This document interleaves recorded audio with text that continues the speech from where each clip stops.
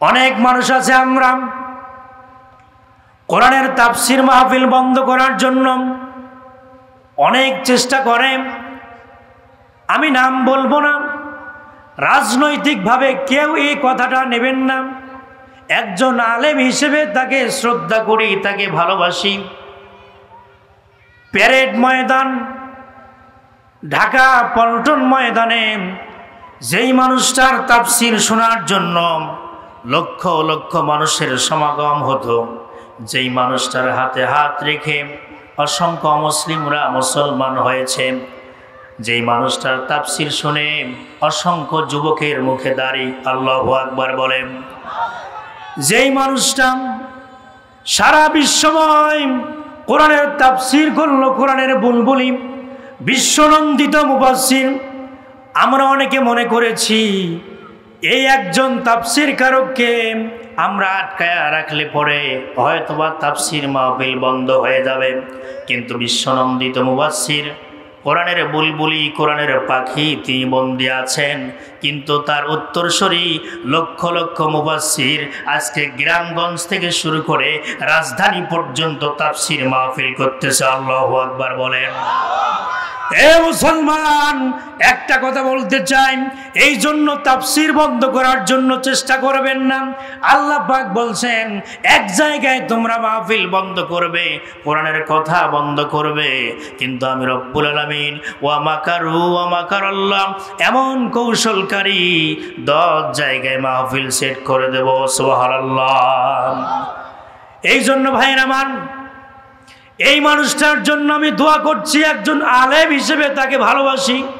তিনি কোরআনের তাফসীর করেন। আওয়ামী লীগ বলেন, বিএনপি বলেন, সকল দলের মানুষ তাকে ভালোবাসেন। কথা কয় না কেন? দল মত নির্বিশেষে এই মানুষটাকে আমরা ভালোবাসি। তিনি একজন মুফাসসির, তিনি একজন কোরআনের দায়ী। রাজনৈতিকভাবে কেউ কিছু মনে করবেন না আমার ভাইরা।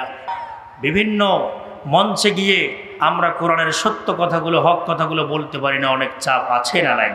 তবে এমন কিছু আলোচনা আমি করতে চাই না যেটা উচ্ছৃঙ্খলা, উস্কানিমূলক কোনো কথা বলতেও চাই না, বলবো না ইনশাআল্লাহ।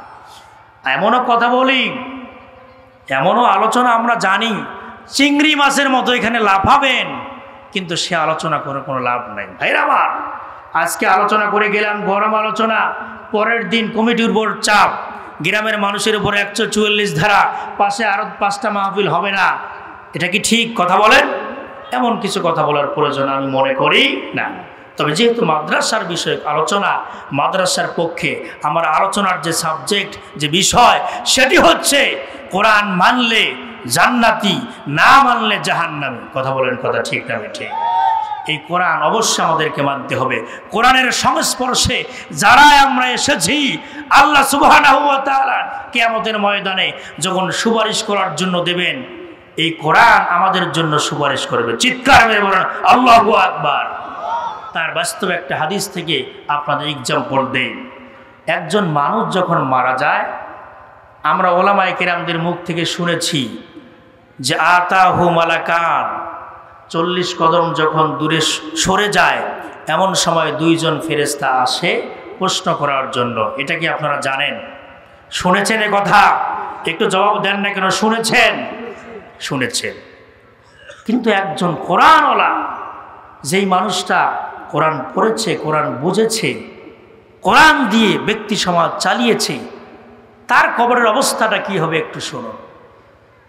মুসলমান ভাইরা রে আমার, সারাটা জীবন কোরআনুল কারীমের আলোচনায় যিনি ব্যস্ত থাকতেন, এই কোরআন দিয়ে নিজের জীবনটাকে পরিচালনা করেছেন, কোরআনকে ভালোবেসেছেন, এই মানুষটা যখন মারা যাবে, কবরে যখন দাফন কাফন কমপ্লিট হয়ে যাবে, 2 জন ফেরেশতা আসবে। একজনের নাম হলো মুনকার, আরেকজনের নাম কি বলেন? নাকির। এই মুনকার নাকির 2 জন ফেরেশতা আসবেন। কিন্তু এই কোরআনওয়ালার কবরে কি অবস্থা হয় ঘটনাটা শুনুন, আশ্চর্য হয়ে যাবেন। 2 জন ফেরেশতা আসার পর যখন প্রশ্ন করবেন, এমত অবস্থায় ওই কবরের মধ্যে লাশ নাই, আছে শুধু বিশাল বড় একটা হলুদ রঙের পাখি। জোরে বলেন তো লাশ নাই, লাশের পরিবর্তে আছে কি? বিশাল বড় একটা পাখি। এবার দুইজন ফেরেশতা এই পাখিটাকে জিজ্ঞাসা করবে, ও পাখি তোমার পরিচয়টা কি? একটু আগে তো ফুলান এবনে ফুলান অমুক গ্রামের অমুকের ছেলে অমুককে এখানে দাফন করেছিল, ওই লাশটা কোথায়? ও পাখি তোমার পরিচয়টা একটু খুলে বলো, কোথা থেকে তুমি এসেছো?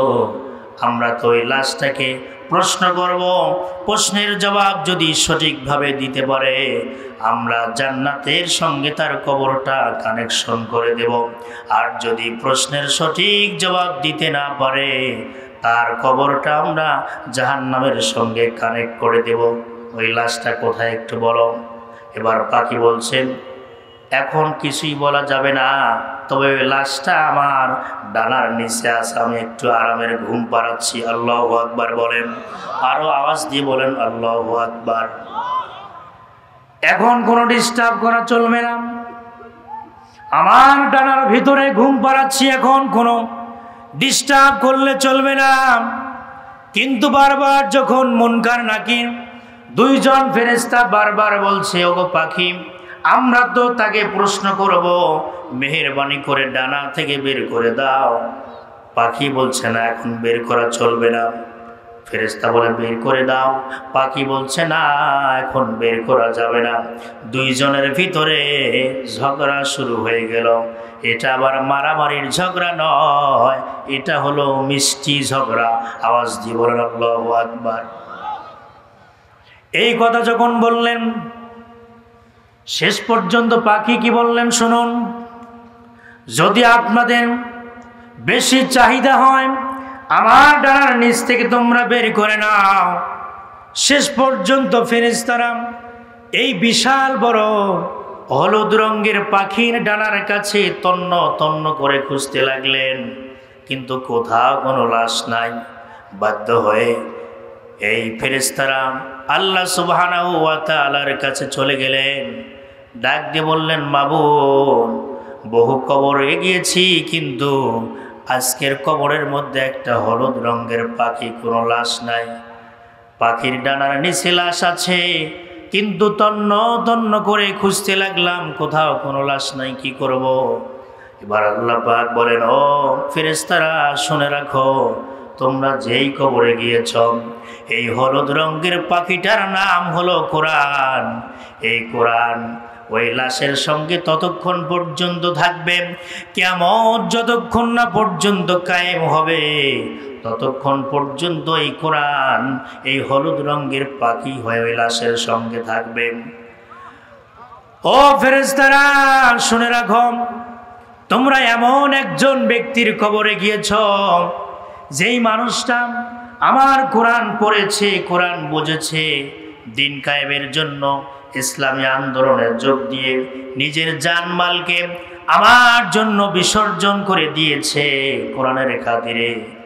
যেই বান্দা আমার, যেই বান্দি আমার এই কোরআনকে এত মহব্বত করেছে, ভালোবেসেছে, কোরআনের আইন দিয়ে রাষ্ট্র কায়েম করার জন্য আন্দোলন করেছে, ওই লাশের সঙ্গে খবরদার তোমরা প্রশ্ন করতে পারবে না। কিয়ামতের ময়দানে আমি রব্বুল আলামিন ওই পাখির মাধ্যমে সেই দিন কবরের প্রশ্নের জবাব দেব। এখন আর ওই কবরে তোমরা খবরদার যাবে না, এই প্রশ্নের জবাব পাখি দিয়ে দেবে। সুবহানাল্লাহ। তোমরা কি চিন্তা করেছো কার কবরে গিয়েছো? এই জন্য কোরআনকে ভালোবাসতে হবে, মহাব্বত করতে হবে, পড়তে হবে, বুঝতে হবে, শিখতে হবে। আওয়াজ দিয়ে কথা বলেন, কথা ঠিক নেবে ঠিক। মায়েরা আমার, বোনেরা আমার, আপনাদের বিষয়ে অনেক কথা আছে, একটু ধৈর্য সহকারে শুনুন। অনেক কথা আপনাদের জন্য আছে, তার মধ্যে কয়েক মিনিটে কিছু কথা আপনাদের জন্য বলে দিয়ে যাই। বিশ্বনবী সাল্লাল্লাহু আলাইহি ওয়াসাল্লাম মেরাজের রাত্রিতে জান্নাত দেখলেন, জাহান্নাম দেখলেন, কিন্তু জাহান্নামে প্রবেশ করার পর মহিলাদের সংখ্যা অসংখ্য দেখতে পান। নবীজি আমার জিবরাইল আলাইহিস সালাতু ওয়াস সালাম নবীজিকে ঘুরে ঘুরে জাহান্নাম দেখালেন। জাহান্নামের দৃশ্যগুলো দেখে দিলে বড় ব্যথা নিয়ে বিশ্বনবীজির চোখ দিয়ে দর দর করে পানি ঝরছে। এক শ্রেণীর মহিলা মানুষ, তাদেরকে উলঙ্গ করা হয়েছে, মাথার মধ্যে ফুটন্ত গরম পানিগুলো দেওয়া হচ্ছে, পা দুইটা উপরের দিকে করে মাথা নিচের দিকে, ফুটন্ত গরম পানিগুলো মাথার মধ্যে টকবক টকবক করছে। নবীজি এই দৃশ্য দেখে ব্যথা নিয়ে চোখ দিয়ে দর দর করে পানি ঝরছে, আর ডাক দিয়ে বলছে, জিবরাইল, এই সমস্ত মহিলারা কারা, যাদেরকে এত কষ্ট দেওয়া হচ্ছে, আমি আর সহ্য করতে পারছি না। এবার জিবরাইল আলাইহিস সালাতু ওয়াস সালাম ডাক দিয়ে বলেন, ইয়া রাসূলুল্লাহ, ইয়া হাবিবাল্লাহ, চলুন সামনের দিকে, আর একবার চলুন, আরেক শ্রেণীর মানুষদেরকে দেখাচ্ছি। এরপর ঘটনা কেন হয়েছে খুলে খুলে সবগুলো আমি বলবো। সামনের দিকে অগ্রসর হলেন। আবার কিছু সংখ্যক মহিলা তাদের স্তনে বর্ষি লাগায়া উলঙ্গ করে পা দুইটা উপরের দিকে মাথা নিচু করে দিয়ে যখন এমন অবস্থায় কষ্ট দিচ্ছেন, আল্লাহ রাসূল আবার দেখে কষ্ট পেলেন। নবীজি আমার ডাক দিয়ে বললেন, জিবরাইল, আমি আর সামনের দিকে অগ্রসর হতে চাই না। এই দুইটা শ্রেণীর মহিলা মানুষদেরকে দেখলাম, এর ব্যাখ্যা তুমি খুলে বলো। জিবরাইল আলাইহিস সালাতু ওয়াস সালাম এবার বলছেন, ইয়া রাসূলুল্লাহ, ইয়া হাবিবাল্লাহ, প্রথম শ্রেণীর মহিলা আপনি যাদেরকে দেখেছেন উলঙ্গ অবস্থায় চুলগুলো দিয়ে তাদের শরীরটা বেঁধে রাখা হয়েছে, আর ফুটন্ত গরম পানিগুলো মাথার মধ্যে দেওয়া হচ্ছে, এই সমস্ত মহিলারা তারা যারা দুনিয়াতে বেগানা পুরুষদের সামনে রং ঢং করে আকর্ষণীয় ভাব নিয়ে চলাফেরা করেছে। মাথায় কোনো কাপড় ছিল না, বুকে কোনো ওড়না ছিল না, পাতলা পোশাক পরে যারা পর্দাহীন অবস্থায় যারা রাস্তায় ঘোরাফেরা করেছে, চলাফেরা করেছে, এই সমস্ত মহিলারা পর্দায় না থাকার কারণে আজকে জাহান্নামের মধ্যে এমন আযাব দেওয়া হচ্ছে। নাউযুবিল্লাহ। এই সমস্ত পর্দাহীন মহিলার সংখ্যা সমাজে কম না বেশি? আমার মায়েরা, আমার বোনেরা, গভীর মনোযোগ দিয়ে কথাগুলো শুনুন। এত কষ্ট কিভাবে সহ্য করবেন আমার মায়ের, আমার বোনেরা? এই জন্য পর্দা অত্যন্ত গুরুত্বপূর্ণ একটি বিষয়। তার মধ্যে আপনাদেরকে বলছি, এ ভাইরা, শুধু মহিলা যাবে এটা শুনে আপনারা খুশি হচ্ছেন, কিন্তু একজন মহিলা যখন জাহান্নামে যাবে, একজন মহিলার সঙ্গে কুল্লুকুম রাইন ওয়া কুল্লুকুম মাসউলুন, এই হাদিস অনুসারে একজন মহিলার সঙ্গে ৬০ জন পুরুষ জাহান্নামে যাবে। আওয়াজ দিয়ে বলেন, কয়জন? একজন মহিলা জাহান্নামে যাবে। আল্লাহ সুবহানাহু ওয়া তাআলা এই নাফরমান বান্দিকে যখন ডাকবেন, এ আমার নাফরমান বান্দি, আমার অসংখ্য নিয়ামত খাওয়ার পর কি জন্য তুমি জাহান্নামে এসেছো তুমি কি জানো? বলে, হ্যাঁ, আমি পর্দা করি নাই, বিভিন্ন কারণ আছে এজন্য জাহান্নামে এসেছি। কিন্তু ওই সমস্ত মহিলা মানুষগুলো জাহান্নামী নাফরমান বান্দিরা আল্লাহ সুবহানাহু ওয়া তাআলাকে ডাক দিয়ে বলবেন, ইয়া আল্লাহ, আমি আজকে যদি জাহান্নামে যাই, সর্বপ্রথম আমার বাবাকে নিয়েই আমি জাহান্নামে যাব। কাকে নিয়ে? এক নাম্বার হলো বাবা। সঙ্গে সঙ্গে বাবাকে ডাক দেওয়া হবে। হাজির করানোর পর এবার ওই নাফরমান বান্দি বলবে, আল্লাহ, আমার বাবা, আমি তার সংসারে, আমার বাবার সংসারে কত কাজ করেছি, কিন্তু কাজ করতে একটু দেরি হয়ে গেলে, কাজের যদি একটু ত্রুটি হয়ে যায়, কত ধমক দিয়েছে, কিন্তু আমি নামাজ পড়ি নাই, পর্দা করি নাই, কিছুই করি নাই, এ বিষয়ে একটা দিনও আমাকে ধমক দিতে পারেন নাই। এই জন্য আজকে যদি পর্দা না করার কারণে, নামাজ না পড়ার কারণে যদি আমাকে জাহান্নামে যেতে হয়, আমি একাই জাহান্নামে যাব না, আমার বাবাকে সহ জাহান্নামে যাব। ২ নাম্বার হলো তার স্বামী, তিন নাম্বার হলো, সংক্ষেপ করছি ভাইয়ের আমার, তিন নাম্বার হলো তার বড় ভাই, চার নাম্বার হলো বড় ছেলে। এইভাবে সকলকে হাজির করা হবে। আর এই নাফরমান বান্দি যিনি জাহান্নামের ফয়সালা যার হয়েছে তিনি বলবেন, আমার স্বামীও তরকারিতে একটু লবণ ঝাল যদি কম হয়েছে কতবার ধমক দিয়েছে, গালমন্দ করেছে, কিন্তু নামাজ পড়ি নাই, পর্দা করি নাই, তার জন্য একটা দিন আমাকে ধমক দেয় নাই। এই জন্য আমি যদি জাহান্নামে যাই আমার স্বামীকে সহ জাহান্নামে যাব। এইভাবে আপন ভাইয়ের কথা বলবেন, আপন সন্তানের কথা বলবেন। আমার মুরব্বীরা, আমার যুবক ভাইরা, এই জন্য আমার মেয়ে, আমার ভাতিজি, আমার স্ত্রী, এদেরকে শাসন করতে হবে। যদি একটু লেখাপড়া না করে বারবার ধমক দিতে যদি পারেন, যদি একটু তরকারিতে লবণ ঝাল বেশি হয় যদি আমরা গালমন্দ করতে পারি, আপনাদের বিবেকের কাছে প্রশ্ন রাখতে চাই, নামাজ না পড়লে, পর্দা না করলে ধমক বেশি দেওয়ার দরকার আছে না নাই? কিন্তু এটা করি না। প্রত্যেকটি অধীনস্থদের দায়িত্বশীল হলো অভিভাবক। কুল্লুকুম রাইন ওয়া কুল্লুকুম মাসউলুন আন রাইয়াতিহি। ওলামায়ে কেরাম আছেন ভাইরা আমার, এই জন্য আমাদের দায়িত্ব।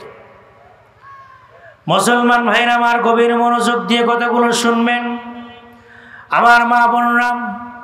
এই জন্য পর্দা একটি গুরুত্বপূর্ণ বিষয়, এই পর্দাকে অবহেলা করলে চলবে না।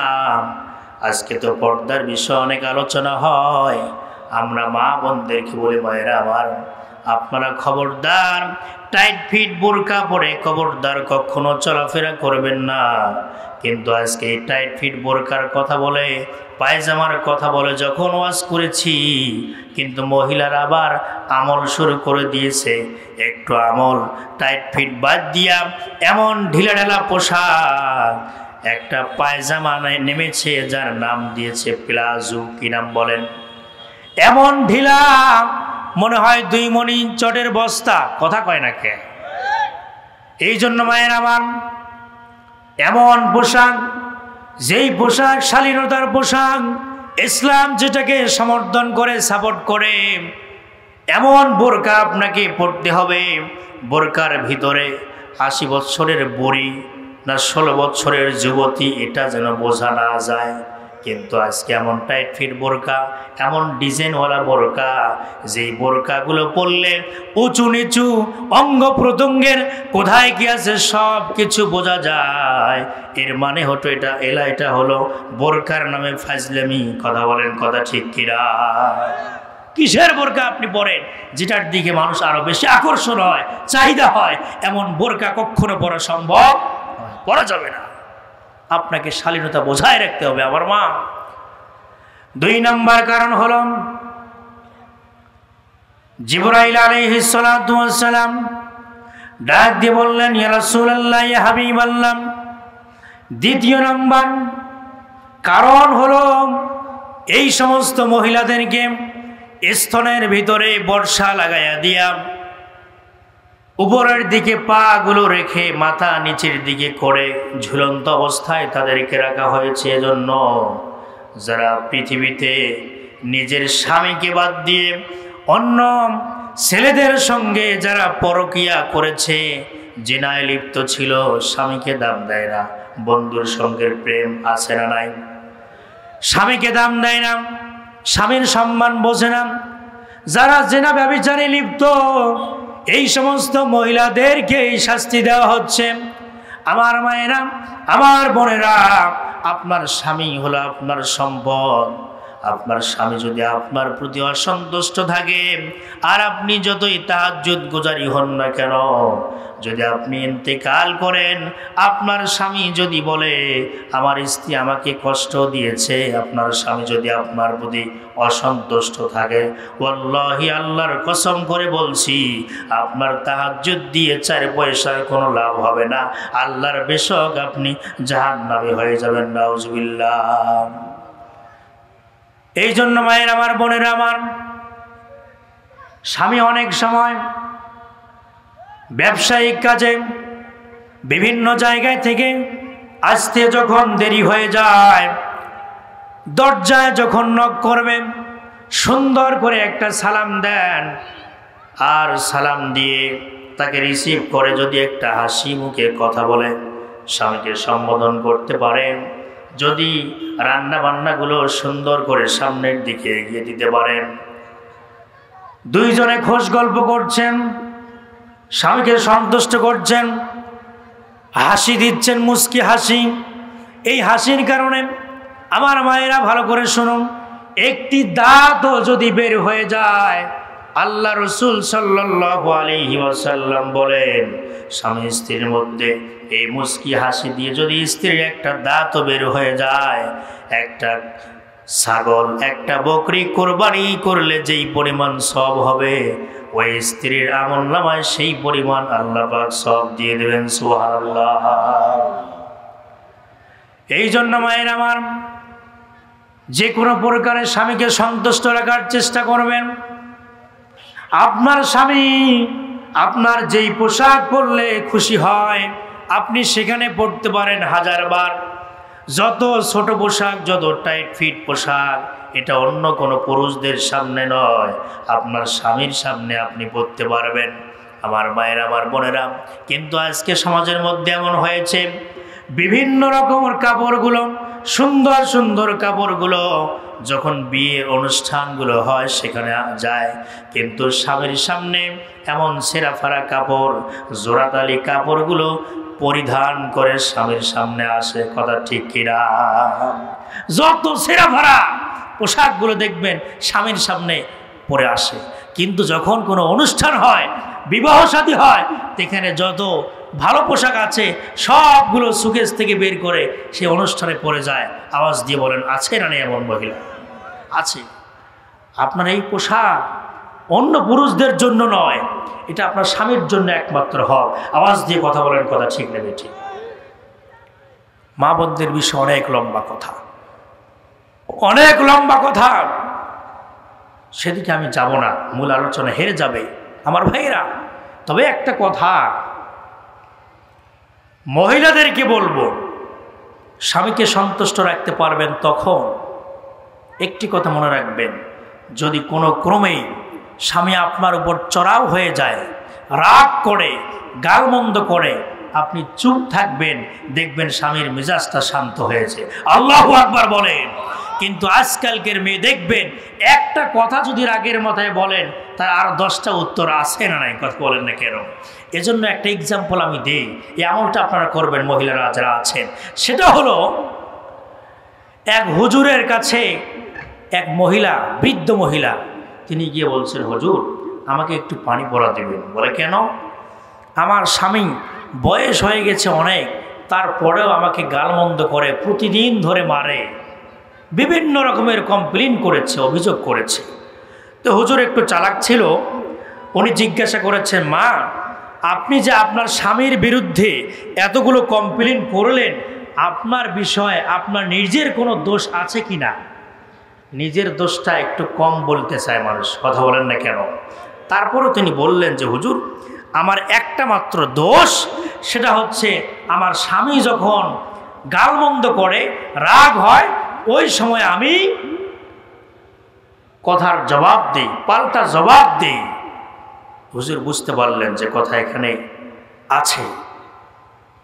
হুজুর একটু গ্লাসের মধ্যে পানি নিয়ে কি যে বলেছে একটু ফু দিয়ে বলছে যে, মা এই পানি পড়া আপনাকে দিলাম, আপনি একটা কাজ করবেন, সেটা হচ্ছে আপনার স্বামী যখন আপনার সঙ্গে গালমন্দ করবে, গালিগালাজ করবে, আপনাকে আপনার 14 গোষ্ঠী উদ্ধার করে ছাড়বে, এরকম গালিগালাজ করার স্বামী আছে না নেই বলেন? এই সময় আপনার এই পানি পড়াটা কি করতে হবে? মুখে দিতে হবে। মুখে দিয়ে শর্ত হলো যেন ভিতরেও না যায়, বাহিরেও যেন না আসে। বাইরে কথা কি বুঝতেছেন আমার? এই মহিলা মনের আনন্দ চিত্তে গ্লাসের পানি পড়া নিয়ে চলে আসতেছেন যে হুজুরের পানি পড়ায় অসংখ্য কাজ হবে, একটা আশা নেই। আওয়াজ দিয়ে কথা বলেন, কথা ঠিক নেবে ঠিক। এবার চলে আসছেন, আসার পর ঠিক আগের মতো স্বামী স্ত্রীর ঝগড়া। স্বামী যখন গালমন্দ করতেছে, কটূক্তি করতেছে, কিন্তু হুজুরের এই শর্ত দেওয়ার কারণে ওই পানি পড়া তিনি মহিলা মুখে দিয়ে মুখ বন্ধ না খোলা, বলেন। স্বামী গাল পড়তেছে আর ওই মহিলার তো মুখের মধ্যে পানি, কথা বলতে পারে না। এইভাবে করে বন্ধ করে আছে। এইভাবে একদিন নয়, 2 দিন নয়, 3-4 দিন হয়ে গেছে। যখন রাগের মাথায় স্বামী গালমন্দ করে, ওই সময়ে এই মহিলা কি করে, পানি মুখে দিয়ে মুখ বন্ধ করে থাকে। আচ্ছা বলুন তো, মুখ বন্ধ করে থাকলে কোনো পাল্টা জবাব দিতে পারবে? পারে না। 4 দিন যখন হয়ে গেছে, স্বামী চিন্তা করে যে আমার মহিলা, আমার স্ত্রী ডাইনি মহিলা, একটা বললে 10টা বলে, কিন্তু 4 দিন পর্যন্ত হয়ে যাচ্ছে, কথার কোনো জবাব নাই। না রে, আমার স্ত্রীকে আর গালিগালাজ করা যাবে না, গালমন্দ করা যাবে না। আমার স্ত্রী যেহেতু পাল্টা কোনো জবাব দেয় না, আমিও তাকে আজকে থেকে ভালোবাসবো। চিৎকার মেরে বলেন আল্লাহু আকবার, 2 হাত উঁচু করে বলেন আল্লাহু আকবার। আমাদের স্বামী স্ত্রীর মধ্যে মিল মোহাব্বত, ভালোবাসা তৈরি করে দেন। সকলে আওয়াজ দিয়ে বলেন আল্লাহুম্মা আমিন। এটা করতে হবে, কিন্তু এটা কেউ আমরা করতে পারি না। একটা কথা বললে আমাদের স্বামীদেরও 14 গোষ্ঠী উদ্ধার করে ছাড়ে, এমন ডাইনি মহিলা আছে না এই সমাজে? কথা বলেন, আছে। কিন্তু ভাইরা, একটি কথা মনে রাখতে হবে, আমার মায়েরা, আমার বোনেরা বাবাকে ছেড়েছে, মাকে ছেড়েছে, আপনার কাছে এসে আপনি যদি তাকে ভালোবাসতে না পারেন, আপনি কিসের স্বামী? কথা বল না কেন? ছোট্ট বাচ্চা সারাদিন সকাল থেকে সন্ধ্যা পর্যন্ত মেতরের কাজ করতে হয়, 2-3 বার পায়খানা করে সাফ করতে হয়, পরিষ্কার করতে হয়, রান্নাবাড়ির কাজ করতে হয়, আপনাকে ব্যবসার কাছে পাঠাতে হয়, অফিসের কাছে পাঠাতে হয়। তারপরেও যদি তরকারিতে একটু লবণ কম হয়, এমন ডাকাত মার্কা স্বামী আছে, স্ত্রীকে ধরে মারে। আওয়াজ দিয়ে কথা বলেন, কথা ঠিক না বেঠি? এত কষ্ট করে আপনাকে রান্নাবাড়ি করে খাওয়ায়, আপনি কেন মারবেন? খবরদার, মারা যাবে না। আপনি ভালোবাসা দিয়ে তাকে আগলে রাখেন, তার মন জয় করেন। দেখবেন আপনি যদি আপনার স্ত্রীর রান্নাবাড়ির কাজে একটু সহযোগিতা করেন, আপনার স্ত্রীর তরকারি যদি একটু প্রশংসা করেন, দেখবেন এই প্রশংসা করার কারণে স্ত্রী আপনাকে যদি তার পাতেও একটা মাছ দেন, সেই মাছটাও আপনার পাতে দিয়ে বলবে যে স্বামী আপনি অনেক কষ্ট করেন, খান। শুধুমাত্র একটা প্রশংসা করেছেন যে সকিনের মা, জরিনের মা, তোমার রান্নাটা আজকে খুব ভালো হয়েছে। দেখবেন 10,000 টাকা দিয়ে যে স্ত্রীকে খুশি করতে পারবেন না, স্ত্রীর একটা প্রশংসা করলে 10,000 টাকার চাইতে বেশি খুশি হবে। আওয়াজ দিয়ে কথা বলেন, কথা ঠিক নেবে ঠিক? এটা আমরা করতে জানি না। সারাদিন চাপার হাট বাজারে, আপনার এই কাছের বাজারে আপনি পেঁয়াজি খান, বেগুনি খান, আলুর চপ খান, কিন্তু স্ত্রীর জন্য একটাও মেলে না। এমন স্বামী আছে না নাই? ভাইরা আমার, আপনি যা খান সেখান থেকে একটা পেঁয়াজি অথবা 10 টাকার একটা আলুর চপ নিয়ে আপনার স্ত্রীর জন্য নিয়ে এসে বলেন, সকিনের মা তোমার জন্য এটা নিয়ে এসেছি, কারণ আমি খাইতে ধরলে কেমন জানি তোমার কথা বারবার মনে হয়, আমি তোমাকে ভালোবাসি, এজন্য তোমার জন্য বেশি নয় 10 টাকার জন্য একটা চপ নিয়ে এসেছি। আপনাকে সঙ্গে সঙ্গে বলবে, তুমি আমাকে এত ভালোবাসো, আজকে থেকে তোমাকে আমি বেশি ভালোবাসবো। চিৎকার মেরে বলেন, কথা ঠিক না বেটি? এ ভালোবাসা দিতে পারবেন না। ঝাল কম হয়েছে, গালমন্দ করতে পারেন, সেটা আপনি ভালো শিখেছেন। ভাইরা আমার, রাসূলুল্লাহর জীবনে আপনি তালাশ করুন। সম্মানিত মুসলমান ভাইরা আমার, রাসূলুল্লাহ সাল্লাল্লাহু আলাইহি ওয়াসাল্লাম তার স্ত্রীদেরকে কি রকম ভালোবেসেছেন, হাদিস থেকে একটা কথা আপনাদেরকে শোনাচ্ছি।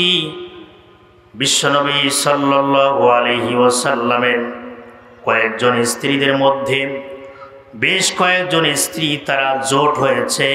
কোনো একদিন আল্লাহর নবী বিশ্বনবী সাল্লাল্লাহু আলাইহি ওয়াসাল্লামকে প্রশ্ন করবেন, কিন্তু মারাত্মক একটা প্রশ্ন।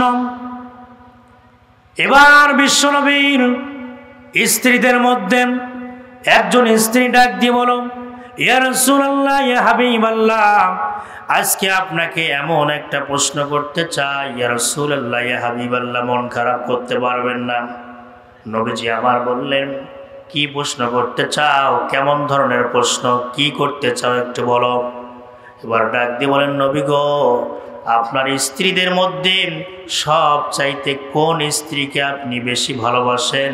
আমরা আজকে সবাই এখানে উপস্থিত হয়েছি, আমাদের সামনে আপনি খুলে বলবেন। জোরে আওয়াজ দিয়ে বলুন তো, প্রশ্নটা ছোট না বড়? কথা বলেন। অনেক বড় প্রশ্ন। কার কথা বলবেন? আয়েশা আছেন, জুয়াইরিয়া আছেন, এইভাবে বিশ্ব নবীর অনেক স্ত্রী সেখানে দাঁড়িয়ে আছেন। যদি একজন স্ত্রীর কথা বলেন, আরেকজন মন খারাপ করবে। কিন্তু নবী আমার এত চালাক মানুষ ছিলেন, বিচক্ষণ মানুষ ছিলেন। নবীজি বললেন, শোনো, তোমরা যেই প্রশ্নটা করেছ এই প্রশ্নের জবাবটা আমি আজকে দেব না, আগামীকাল তোমরা এই জায়গায় উপস্থিত হবে, আমি তোমাদের প্রশ্নের জবাব দিতে চাই আমি কাকে বেশি ভালোবাসি। আল্লাহু আকবার বলেন। নবী আমার বাড়িতে চলে গেলেন। রাতের বেলায় কিছু হাতের মধ্যে খেজুর নিলেন। এই খেজুরগুলো নিয়ে স্ত্রীদের ঘরে গেলেন। জুয়াইরিয়াকে 2টা খেজুর দিয়ে বললেন, জুয়াইরিয়া শোনো, আমি সব চাইতে তোমাকে বেশি ভালোবাসি। তোমাকে যে 2টা খেজুর দিলাম এটা যেন কেউ না জানে। আবার অন্য স্ত্রীর কাছে গিয়ে 2টা খেজুর দিলেন, তাকেও বললেন এটা যেন কেউ না জানে। এইভাবে সকল স্ত্রীদের কাছে 2টা করে খেজুর দিলেন আর বললেন, আমি তোমাকে বেশি ভালোবাসি, এই খবর যেন অন্য কোনো স্ত্রী না জানে। আল্লাহু আকবার বলেন।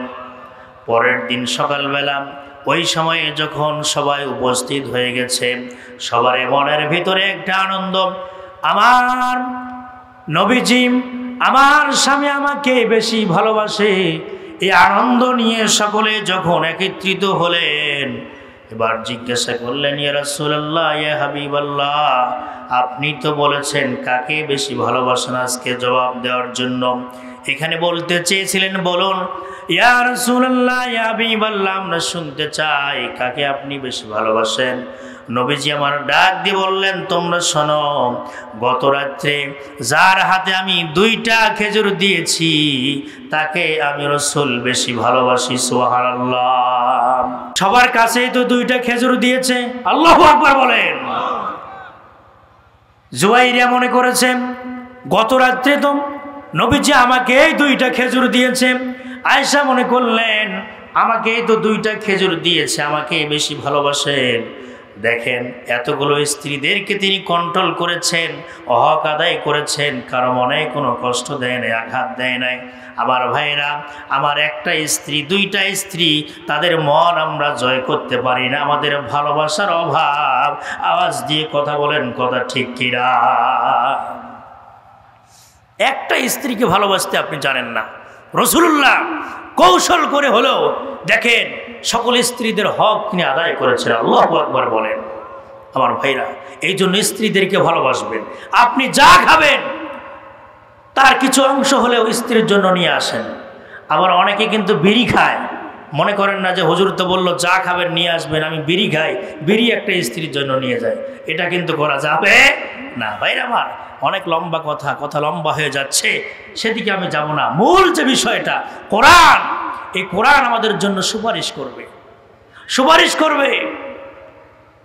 আমার মুসলমান ভাইরা, এই জন্য আল্লাহ রাব্বুল আমিন বললেন, এই কোরআন দিয়েছি, কোরআনকে যারা ভালোবাসবে, কোরআন দিয়ে নিজের জীবনটাকে যারা পরিচালনা করবে, কোরআনের সংস্পর্শে যারাই থাকবে, এই কোরআন কিয়ামতের ময়দানে সুপারিশ করে আল্লাহর জান্নাত পর্যন্ত নিয়ে যাবে। সুবহানাল্লাহ।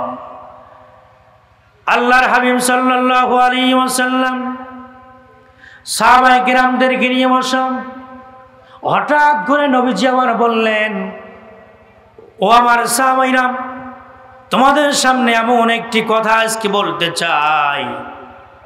ইন্না লিল্লাহি আহলিনা ফিল আরদ, আল্লাহর জমিনে, এই পৃথিবীতে আল্লাহর পরিবারের সদস্য আছে।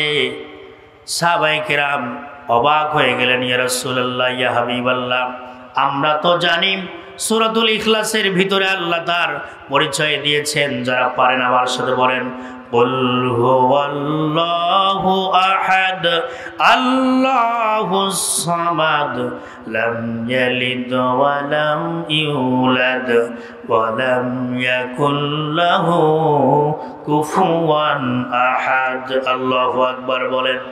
হে নবী, আপনি বলুন আমি আল্লাহ এক, আল্লাহুস সামাদ, আল্লাহ কারো মুখাপেক্ষী নয়, লাম ইয়ালিদ ওয়া লাম ইউলাদ, আল্লাহ কাউকে জন্ম দেয় নাই, তিনি কারো কাছ থেকে জন্ম নেয় নাই। ইয়া রাসূলুল্লাহ, মানহুম ইয়া রাসূলুল্লাহ, আল্লাহর পরিবারের সদস্য আবার কারা? মানহুম ইয়া রাসূলুল্লাহ, আমরা তো জানি আল্লাহর কোনো পরিবার নাই, আল্লাহর কোনো সন্তান নাই, আল্লাহর কোনো স্ত্রী নাই। তার পরিবার আবার কারা? পরিবারের সদস্য আবার কারা? নবীজি আমার বললেন, হুম আহলুল কোরআন। আল্লাহু আকবার বলেন। আল্লাহর পরিবারের সদস্য হলো তারা এই পৃথিবীতে যারা কোরআনুল কারীম হেফজ করেছে, কোরআন মাজিদ যারা মুখস্থ করেছে, কোরআন দিয়ে নিজের জীবনটাকে পরিচালনা করেছে, কোরআন দিয়ে ব্যক্তি সমাজ রাষ্ট্র পরিচালনা করার জন্য আন্দোলন করেছে, এই কোরআনকে ভালোবেসেছে, কোরআনুল কারীমের হাফেজদেরকে যারা ভালোবেসেছে, এরাই হলো আল্লাহর পরিবারের সদস্য, এরাই হলো আল্লাহর নিকটতম লোক। চিৎকার মেরে বলেন আল্লাহু আকবার। মুসলমান ভাইরা আমার, এই হাফেজদের মর্যাদা আল্লাহর কাছে এত বেশি, কিয়ামতের ময়দানে হিসাব যখন শুরু হয়ে যাবে, বিচারের ময়দান যখন শুরু হয়ে যাবে, হাসরের মাঠে সকল মানুষদেরকে আমলনামা ওজন করার জন্য যখন হাসরের ময়দানে শুরু হয়ে যাবে, এমন অবস্থায় যখন একজন হাফেজ সাহেব সেখানে এমন মর্যাদা পাবে, আল্লাহ রাব্বুল আলামিন ডাক দিয়ে বলবেন, ও হাফেজ সাহেব, তুমি কি জানো তোমার আত্মীয় স্বজন, তোমার নিকটতম লোক কোথায়? এবার একজন হাফেজ সাহেব তন্ন তন্ন করে খোঁজা আরম্ভ করবে তার মাকে, তার বাবাকে, কিন্তু কিয়ামতের মাঠে কোথাও পাবে না। আল্লাহ সুবহানাহু ওয়া তাআলার কাছে বলবে, আল্লাহ আমার মা কোথায়, আমার বাবা কোথায়, আজকে তাদেরকে খুঁজে পাচ্ছি না। আল্লাহ পাক বলবেন, তুমি যাও, তোমার প্রতি আমি সন্তুষ্ট, তুমি জান্নাতে যাও। কিন্তু একজন হাফেজ সাহেব কোরআনওয়ালা ব্যক্তি আল্লাহকে ডেকে ডেকে বলবেন, আল্লাহ আমি একাই জান্নাতে যাব না, আমার মা জনম দুঃখিনী মা, যিনি আমাকে 10 মাস 10 দিন গর্ভে ধারণ করেছে, 2টা বছর দুধ পান করিয়েছে, আমার জনম দুঃখিনী মা, আমার বাবা, আমার আত্মীয় স্বজনদেরকে ছাড়া আমি একাই জান্নাতে যাব না। কিন্তু আল্লাহ রাব্বুল আলামিন বলবেন, তোমার মা তো, তোমার বাবা তো আমল না করার কারণে তাদের ঠিকানা জাহান্নামের ফয়সালা হয়ে গেছে, জাহান্নামে যাওয়ার জন্য। এমন কথা যখন শুনবেন একজন হাফেজ সাহেব, তিনি অবাক হয়ে যাবেন, চোখ দিয়ে দর দর করে পানি ঝরতে থাকবে, আর ডাকতে বলবে, মাবুদ, যেই জনম দুঃখিনী মা আমাকে লেখাপড়া করার জন্য আমার পিছনে শ্রম দিয়েছে, কষ্ট করেছে, ওই মা ওই বাবা যদি জাহান্নামে ফয়সালা হয়ে যায়, আমি একাই জান্নাতে যাব না। আল্লাহ রাব্বুল আলামিন হাফেজ সাহেবের দোয়া মঞ্জুর করবেন। এবার ডেকে ডেকে বলা হবে, হাফেজ সাহেব, আজকে তোমাদেরকে এমন পারমিশন দেওয়া হলো, পৃথিবীতে এত কষ্ট তোমরা করেছ আমার কোরআন হেফজ করার জন্য, আমার কোরআনুল কারীম মুখস্থ করার জন্য। ছোট্ট অবস্থায় মাদ্রাসায় গিয়ে ঠান্ডা পানি বরফের মতো হয়ে যায়, এই ঠান্ডা পানিগুলো দিয়ে ওযু করে আমার ভাইরা পাশেই মাদ্রাসা দেখবেন, এত ঠান্ডা পানি, ছোট্ট ছোট্ট সন্তানগুলো মার বুক খালি করে, যে ছোট্ট সন্তান থাকার কথা ছিল খেলাধুলার বয়সে মায়ের কোলে, বাবার কোলে, বিভিন্ন আড্ডায় থাকার কথা ছিল, এই সন্তানগুলো মাকে ছেড়ে, বাবাকে ছেড়ে মাদ্রাসায় এসে ঠান্ডার সময় বরফের মতো পানিগুলো দিয়ে উজু করে তাহাজ্জুদের মধ্যে, ওই সময়ের মধ্যে উঠে যায় আমার ভাইরা। অথচ ওই সময়টা কিন্তু আমাদের একটা আরামের ঘুম। আওয়াজ দিয়ে কথা বলেন, কথা ঠিক না আমি ঠিক? আমার মুসলমান ভাইরা, আমরা তো ওই সময় ল্যাপ মুড়ি দিয়ে, কম্বল মুড়ি দিয়ে আমরা ঘুমিয়ে থাকি, কিন্তু ছোট্ট ছোট্ট সন্তানেরা সব ভালোবাসাকে ভুলে গিয়ে ঠান্ডা পানি দিয়ে উজু করে তাহাজ্জুদে দাঁড়িয়ে যায়। মা জননী এদিকে বাড়িতে তাহাজ্জুদের নামাজ আদায় করে সন্তানের জন্য দোয়া করে, আর ছোট্ট বাচ্চারা এই কোরআনুল কারীম নিয়ে যখন হেফজ শুরু করে কোরআনুল কারীম পড়তে থাকে, আল্লাহ সুবহানাহু ওয়া তাআলা ডাক দিয়ে বলেন, ও ফেরেশতারা, আমার ওই ছোট্ট সন্তানেরা কোরআনুল কারীম পড়ার সময় মাথাটা হেলে দুলে কেন, একটু দেখো তো। ফেরেশতারা ডাক দিয়ে বলবে, ওগো আল্লাহ, ছোট্ট সন্তানেরা কোরআন তিলাওয়াত করার সময় মাথা দুলায়, তাদের এমন একটা দোলানি সৃষ্টি হয়ে যায়, দেখবেন হেফজখানায় ছোট্ট ছোট্ট সন্তানেরা যখন কোরআন তিলাওয়াত করে একটু ঝুঁকে ঝুঁকে তিলাওয়াত করে, ঠিক কিনা বলেন? আল্লাহ সুবহানাহু ওয়া তাআলা ফেরেশতাকে ডেকে বলেন, ওগো আমার ফেরেশতারা শোনো, এটা তাদের ইচ্ছাকৃত ঝাঁকুনি নয়।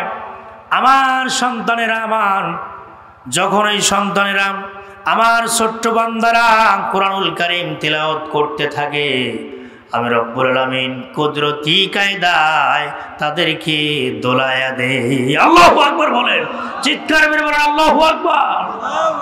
বাংলা পড়া ক খ গ সরেয় সরেয়া ABCD এগুলো পড়তে কোনো বাচ্চা কিন্তু দোলে না, কথা কয় না কেন? কিন্তু কোরআন পড়ার জন্য, কোরআন পড়ার সময় এই দোলনাটা দেয়, ঝাঁকুনি দেয়, এটা ইচ্ছাকৃত ঝাঁকুনি নয়, আল্লাহর কুদরতি কায়দায় এই সমস্ত মাসুম বান্দাদেরকে আল্লাহ নিজেই দোলা দেয়। আরেকবার চিৎকার মেরে বলেন আল্লাহু আকবার। আল্লাহ সুবহানাহু ওয়া তাআলা ফেরেশতাকে শুধু এটাই বলে না, ওগো আমার ফেরেশতারা, আমার এই সমস্ত ছোট্ট বান্দা বান্দিরা কোরআনুল কারীম পড়া শুরু করে দিল, দেখো তো তার মা আছে নাকি, বাবা আছে নাকি। এবার ফেরেশতারা খোঁজা আরম্ভ করে দেয়, গ্রামের নাম ঠিকানা অনুযায়ী ওই সমস্ত বাচ্চা তাদের মা এবং বাবার ঠিকানাগুলো আল্লাহর কাছে বলে, যদিও আল্লাহ জানেন, কিন্তু এটা আমাদের জন্য অফার। আল্লাহ সুবহানাহু ওয়া তাআলা ফেরেশতাকে ডেকে ডেকে বলেন, ওগো আমার ফেরেশতারা, আমার ওই সমস্ত মাসুম বান্দা বান্দিরা কোরআন মাজিদ নিয়ে বসে গেল, কোরআন তিলাওয়াত করছে, যতগুলো নেকি হয় শুধু তার জন্য নয়, তার পিতামাতার জন্য সব রিসানি করে দাও, প্রত্যেকটা অক্ষরে 10টা করে নেকি, এটা তাদের পিতামাতার জন্য বরাদ্দ করে দাও। সুবহানাল্লাহ। কিন্তু কিয়ামতের ময়দানে এই হাফেজ সাহেবকে সুপারিশ করার জন্য অনুমতি দেওয়া হবে। কিতাবের মধ্যে এসেছে, একজন হাফেজ সাহেব কোরআন যারা মুখস্থ করেছে, ভালো আমল আছে, একজন হাফেজ সাহেব জাহান্নামে ফয়সালা হয়ে গেছে, এমন একজন নয়, দুইজন নয়, 10 জন জাহান্নামে ফয়সালা হওয়া ব্যক্তিকে হাত ধরে টেনে টেনে আল্লাহর জান্নাতে নিয়ে যাবে। আল্লাহু আকবার বলেন। চারটিখানি কথা নয়, মানুষ একটা নেকির জন্য সেই দিন পরেশান হয়ে যাবে। একটা নেকির জন্য মায়ের কাছে যাবে, বলবে যে আমার কোনো সন্তান ছিল না। স্বামী স্ত্রীর কাছে যাবে, স্ত্রী বলবে আমার কোনো বিয়ে শাদী হয় নাই। স্ত্রী স্বামীর কাছে যাবে, পরিচয় গোপন করবে। ইয়াউমা ইয়াফিরুল মারউ মিন আখি ওয়া উম্মিহি ওয়া আবি ওয়া সাহিবাতিহি ওয়া বানি। কেউ কারো কাছে গিয়ে একটা নেকি নিতে পারবে না। সবাই বলবে নাফসি, আজকে আমার কি হবে, আমার কি হবে, একটা নেকি যদি তোমাকে দেই আমার কি হবে। সকলেই পরেশান। এই সময়ে একজন মানুষকে সুপারিশ করার জন্য অনুমতি দেওয়া হবে, এটা চারটিখানি কথা নয়। আরেকবার আওয়াজ দিয়ে বলেন আল্লাহু আকবার। 10 জন ব্যক্তির যখন সুপারিশের জন্য আল্লাহ পাক বলবেন, এই 10 জন ব্যক্তি কারা? 1 নাম্বার হলো তার নিজের মা, 2 নাম্বার হলো বাবা। কারণ সর্বপ্রথম মা জননীকে কেন রাখা হয়েছে? মা সন্তানের জন্য মহাব্বত ভালোবাসা বলেন তো কম না বেশি করে? অনেক বেশি করে। অনেক সময় আমি দেখেছি ছোট্ট বাচ্চা প্রথম 2 মাস 3 মাস হয়ে যায়, হেফজখানে যাওয়ার পর, হাফিজি মাদ্রাসায় যাওয়ার পর সেখান থেকে আবার চলে আসে, মন থাকে না, কষ্ট হয়। কিন্তু জনম দুঃখিনী মা যদিও সন্তানকে ভালোবাসেন, কিন্তু মা জননী তার একটাই লক্ষ্য উদ্দেশ্য, আমার সন্তান হাফেজ হবে, আমার সন্তান আলেম হবে, এই উদ্দেশ্য। এই জন্য আবার বিদায় দেওয়ার সময় সবার কাছ থেকে যখন বিদায় নেয়, মায়ের কাছ থেকে বিদায় নেওয়ার সময় মা মুরগি বিক্রি করা, ডিম বিক্রি করা পয়সাগুলো আবার সন্তানকে দিয়ে বলে, বাবা তুমি মাদ্রাসায় পড়ো, আমি আরও তোমাকে টাকা পয়সা দেব। বিভিন্ন রকমের সান্ত্বনা দিয়ে মা জননী নিজের বুকে কষ্ট চাপা দিয়ে ওই সন্তানকে মাদ্রাসায় পড়ায়। এভাবে করে তিলে তিলে মানুষ করেছে আমার ভাইরা। শুধু এটা শেষ নয়, মা জননী এত কষ্ট করে তাহাজ্জুদের সময় যায় নামাজটা বিছিয়া সন্তানের জন্য আল্লাহর কাছে ফরিয়াদ করে, মাবুদ আমার পেটে থাকাকালীন অবস্থায় আমার সন্তান যেন হাফেজ হতে পারে, আলেম হতে পারে, এই জন্য বিভিন্ন রকমের ফজিলতপূর্ণ সূরাগুলো তেলাওয়াত করেছিলাম, পাঠ করেছিলাম। সূরাতুর রহমান তেলাওয়াত করেছি, সূরাতুল কাহাফ তেলাওয়াত করেছিলাম, সূরাতুল মুলুক তেলাওয়াত করেছিলাম। আমার সন্তান যেন হাফেজ হয়, আলেম হয়, এজন্য দোয়া করেছিলাম। মাবুদ মা জননীর দোয়াটা মঞ্জুর করো, কবুল করো আমার ভাইরা। এই জন্য 10 জন ব্যক্তির মধ্যে সর্বপ্রথম মার জন্য সুপারিশ করবে তার সন্তান একজন হাফেজ ব্যক্তি। চিৎকার মেরে বলেন সুবহানাল্লাহ। কিন্তু আপনি নিজের সন্তানকে হাফেজ বানাইতে পারেন নাই, আলেম বানাইতে পারেন নাই, নিজেও হতে পারেন নাই। আপনার নাতিকে দেন, পুতিকে দেন, আপনার ছেলেকে দেন। আমার ভাইরা, যাকে দিয়ে হোক না কেন, এই সন্তান, এই নাতি, এই পুতি যেন আপনার ইন্তেকালের সময় আপনার জানাজা নামাজ পড়াইতে পারে, এর চাইতে সৌভাগ্যবান ব্যক্তি আর পৃথিবীতে নাই। কথা কন না কেন? কিতাবের মধ্যে এসেছে এই 10 জন ব্যক্তির মধ্যে নানাও আছে, দাদাও আছে, এমনকি জামাইও আছে। যদি আপনার মেয়েটা একটা হাফেজ জামাইয়ের কাছে দিতে পারেন, তাও সুপারিশ করার আশা থাকবে। যদি আপনি দাদা হয়ে নাতিকে হাফেজ বানান, তাও সুপারিশ করার জন্য একটা অপশন থাকবে। আপনি নানা হয়ে নাতিকে যদি হাফেজ বানান, আলেম বানান, কোরআনওয়ালা বানান, তাও একটা অপশন আছে আমার ভাইরা। কিছুই যদি না পারেন, সম্ভব না হয়, আলেমদেরকে ভালোবাসবেন, কোরআনের মাদ্রাসার ছাত্রদেরকে ভালোবাসবেন। আল্লাহ ওয়াবতাগু ইলাইহিল ওয়াসিলাতা, কিয়ামতের ময়দানে এটাকে ওসিলা বানায়া দিয়ে আপনার তামাম গুনাহগুলো মাফ করে দিয়ে আল্লাহর জান্নাতে আপনাকে পাঠায় দিবে। কোন সুবহানাল্লাহ।